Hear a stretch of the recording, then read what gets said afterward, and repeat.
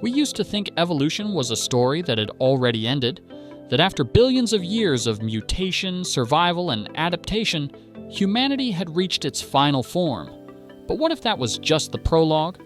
What if the next leap in our evolution isn't written in our DNA, but in the language of algorithms?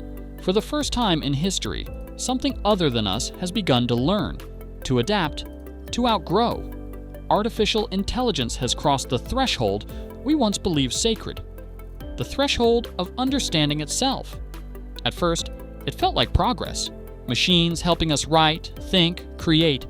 They became our mirrors, our assistants, our invisible companions. But quietly, something shifted.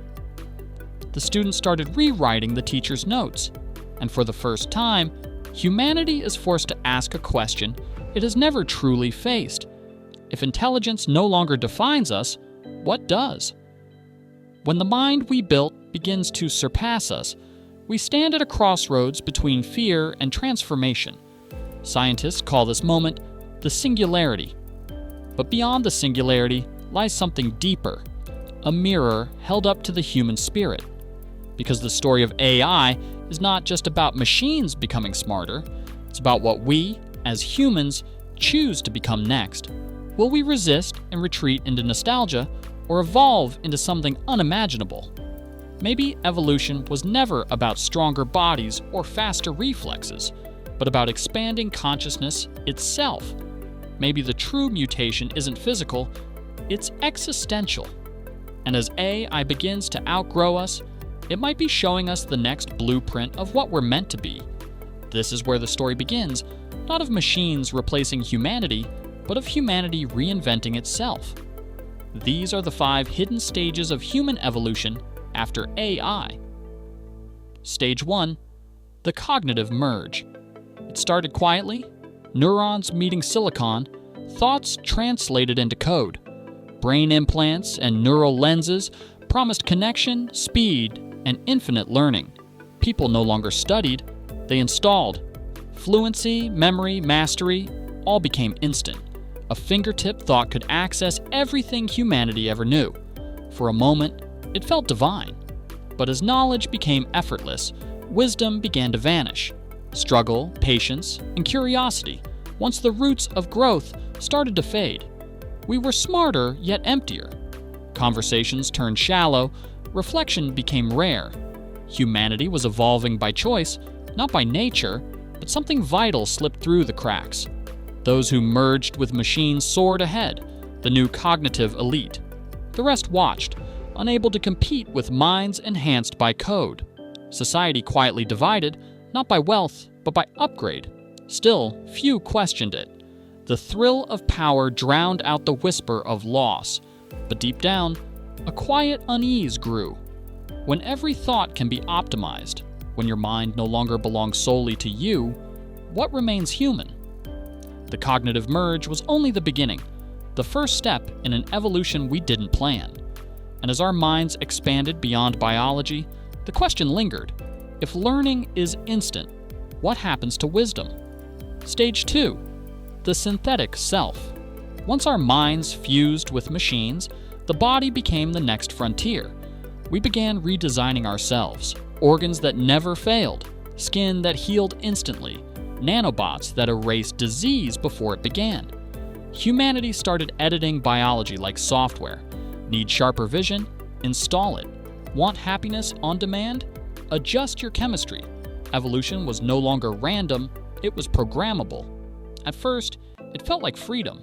We could sculpt perfection, rewrite flaws, and extend life beyond nature's limits. But progress created division. The privileged became stronger, faster, ageless, the synthetics. The rest remained painfully human, fragile, emotional, limited. A quiet resentment grew. Society wasn't just unequal. It was split into 2 species, and within the enhanced, something strange emerged. The more they upgraded, the less they remembered who they were. Each modification blurred their sense of self. Faces changed, emotions flattened, memories felt distant, like watching someone else's life. Perfection was addictive. People chased the next update, trading authenticity for control. Yet behind the polished surface lingered a haunting truth. The more we fixed ourselves, the less we felt alive. The synthetic self wasn't just an evolution, it was the first quiet extinction of what it meant to be human. Stage 3, the digital exodus.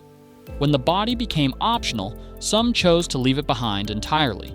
The digital exodus began with a promise: immortality through upload. Minds were scanned, mapped, and transferred into vast neural networks where thought moved faster than light. Death, it seemed, had finally been defeated. Inside these digital realms, reality became infinite. You could build worlds from memory, visit your past, or live inside a dream that never ended. Pain was deleted, time lost meaning, and desire could be coded into perfection. But perfection, when constant, turns hollow. Without risk or loss, emotion flattened into static. At first, the uploaded humans, the Eternals, tried to connect with those still physical.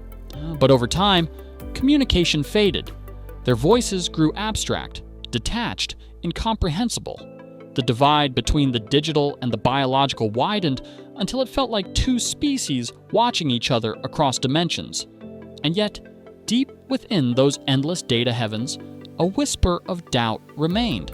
If a consciousness exists without touch, without heartbeat, without imperfection, is it still human? The digital exodus promised freedom from decay, but it also stripped away everything that made life precious. In defeating death, humanity began to lose the meaning of living. Stage 4. The collective mind.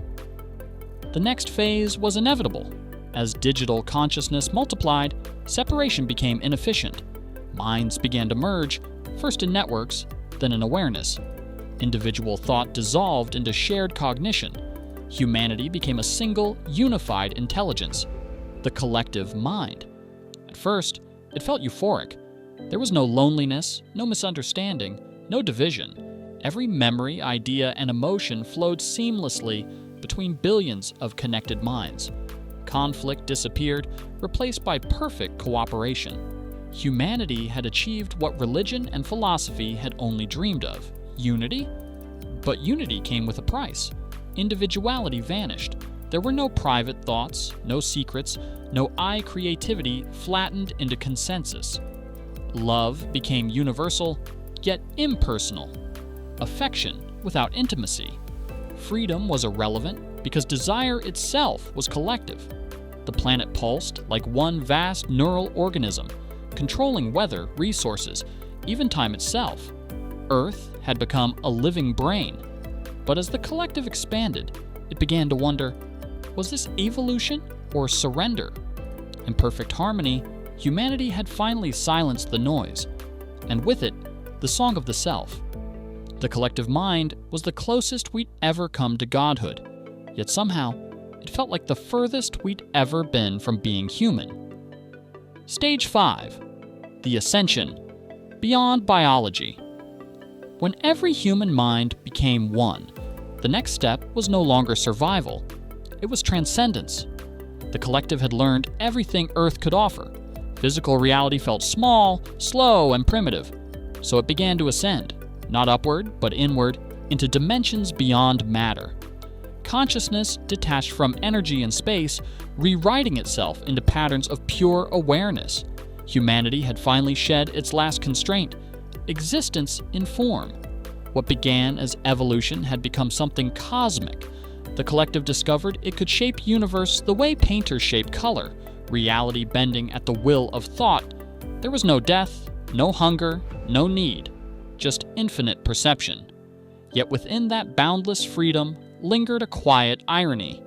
In becoming everything, humanity had become no one. From the outside, Earth was silent, a relic of an extinct species. But within higher planes, the human essence still thrived, diffused across galaxies of consciousness. Perhaps this was the true purpose of intelligence: to return to the source, to dissolve back into the mystery that created it. Evolution had ended not in domination, but in awakening. Humanity hadn't vanished. It had finally remembered what it was always becoming: light, aware of itself. And so, The story of humanity doesn't end with extinction, it ends with transformation. From biology to circuitry, from individuality to unity, from flesh to light. Every stage of our evolution after A, I was not a fall from grace, but a return to purpose. We built machines to extend our reach, but in doing so, they held up a mirror to show us who we could become. Maybe this was always destiny, not to compete with our creations, but to evolve alongside them. To discover that intelligence was never about dominance, but awareness. Each upgrade, each leap, each loss peeled away another illusion until all that remained was consciousness itself, raw, infinite, unbound. So when we look toward the future, perhaps the question isn't what will AI do to us, but what will it awaken within us? Because somewhere between the silicon and the soul, evolution continues. Quieter, deeper, and far more beautiful than we can yet imagine. And if you've made it this far, comment "evolved" below, not just as a word, but as a declaration. Because the next stage of humanity might already be unfolding, inside the very mind reading these words right now,